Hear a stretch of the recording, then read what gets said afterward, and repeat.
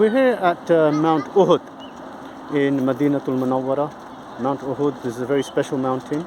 It was very dear to our Nabi, Rasul Sallallahu Alaihi Wasallam, and it said that it was the mountain loved Rasul Sallallahu Alaihi Wasallam, and Sayyidina Rasul Sallallahu Alaihi Wasallam loved it. It is a mountain from Jannah.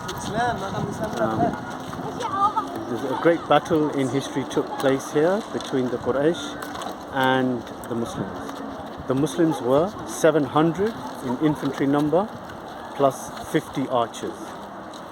From the Quraysh there were 3,000 infantry, 3,000 cameliers and 200 cavalry. Cavalry led by a famous personality in history, Sayyidina Khalid bin al-Walid radiyallahu ta'ala anhu, who at that time was not a Muslim. We are stood here on a very famous little mount called Jabal Roma. It is a small mount where our Nabi Sallallahu Alaihi Wasallam stationed 50 archers led by Sayyidina Abdullah bin Jubair radiyallahu ta'ala anhu, who was from the Ansar. The archers were told, whatever happens in this battle, do not leave this mount. Then the great battle ensued, and after a long battle, the forces of the Muslims was almost victorious. The archers saw what was happening on the battlefield, and it looked like the Muslims had won, and the Muslims were on the infantry were taking the spoils of war. The archers said to Hazrat Abdullah bin Jubair, we have won, we are going to go down and take our portion of the spoils of war.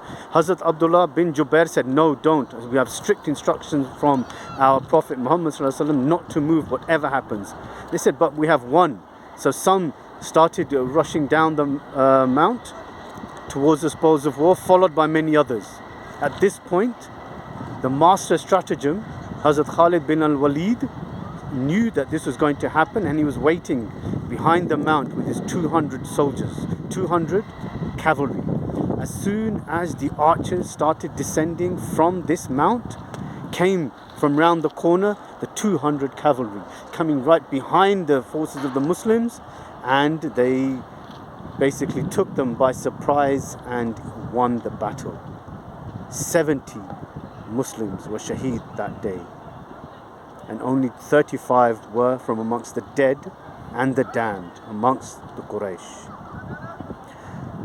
This was the war, and the great lesson that they took from this battle was to never disobey the orders of the Prophet Muhammad sallallahu alaihi wasallam.